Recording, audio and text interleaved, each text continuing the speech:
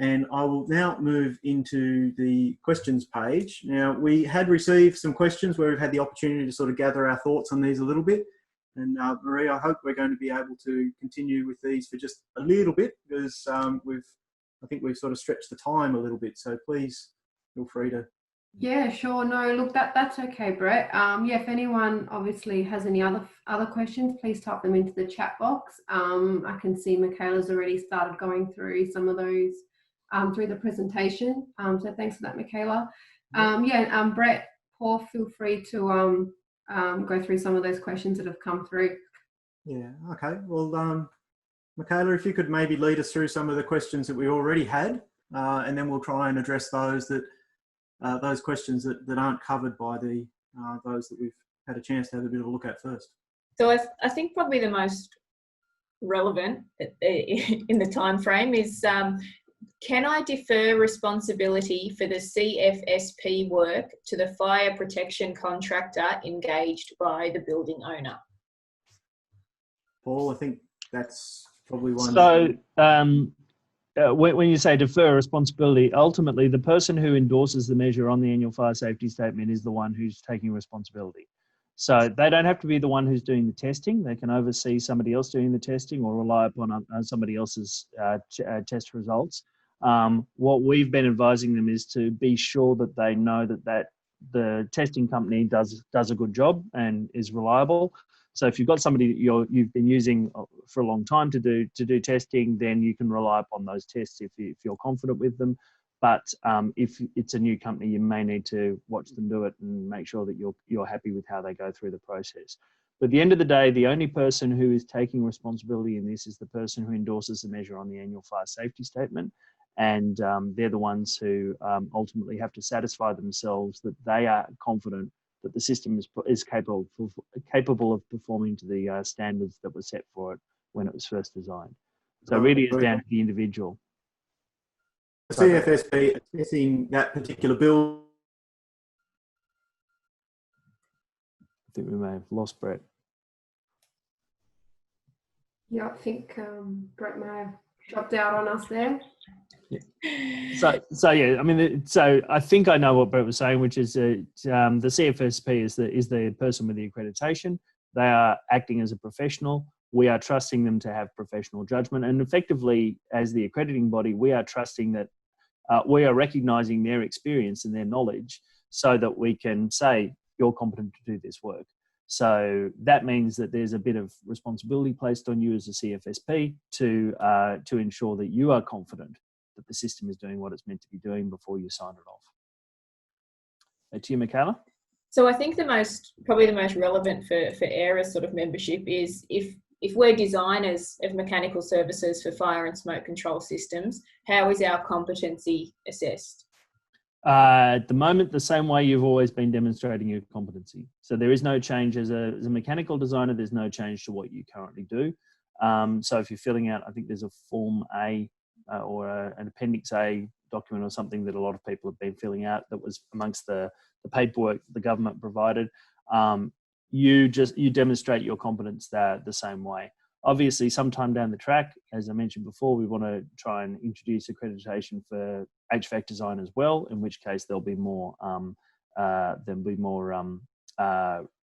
process behind it in terms of determining competence, and it'll fall in line with the other measures.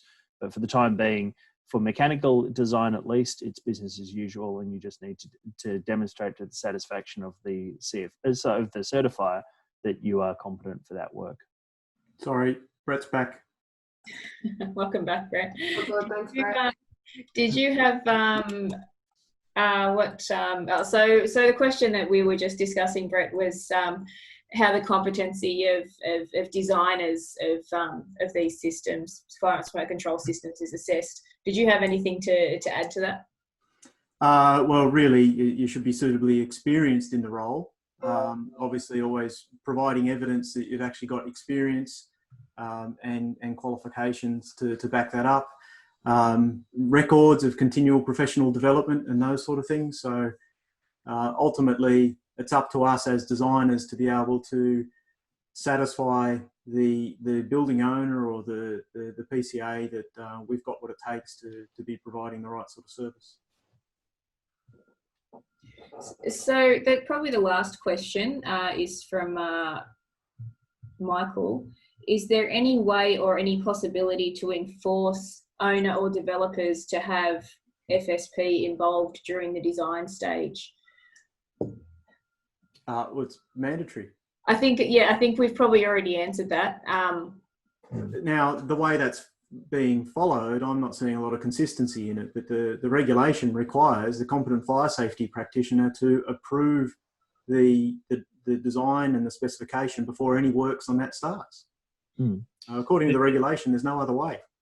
It's also an area that the Building Commission is looking at very closely, and there's a design and building practitioners bill that's slated to go into Parliament, I think, next week, which is looking to try and tighten up some of the requirements around this space so that people are having to provide declarations that their designs are appropriate and in line with current building code and relevant standards. So there is a bit of work in this space, but certainly from a CFSP perspective, when it's looking at fire safety under the EPNA reg, you do have to be declared as a competent fire safety practitioner, obviously without accreditation at this point in time for HVAC.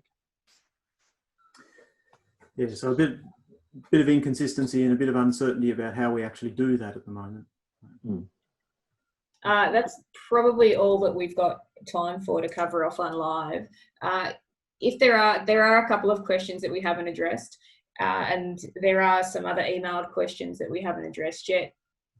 If there are other questions out there, I believe Marie's original email for this event had an email address on it. Please send the questions through. We will we'll address them somehow, either as an offline Q&A or through an email, and then we'll get some answers out to people on that. Marie, I'll hand back to you to wrap it all up. Thanks, Michaela. Yep, so that will pretty much bring us to the end of the session. First of all, I'd like to thank all of you guys for registering and attending today's webinar. Special thanks goes to FPAS and our presenters, Paul, Brett and Michaela. Thank you guys very much. This webinar recording will be made available to ERA members over the next few days, and I'll send out an email and let everybody know when that does become available. Like Michaela said, if there are any further questions, send them through to the events email, and we'll be able to pass them on to Brett and Paul and hopefully get back to you on some answers on those. So thanks everyone, and hopefully we'll see you again at our next webinar shortly. Marie, can I just say, if anybody wants to give me a call at some point to talk through any of these things, I'm more than happy to take calls at any point. So feel free to, either through you or through Sure. Australia. Feel free to give me a call if there's anything that hasn't made sense from what we've talked about today. Yeah, cool. All right, no worries. Thanks, Paul. I'll let people know. Thanks, guys. Right. you. Thanks, guys. Thanks Thanks, for Brett. hosting. Thanks, Michaela. Thanks, Marie.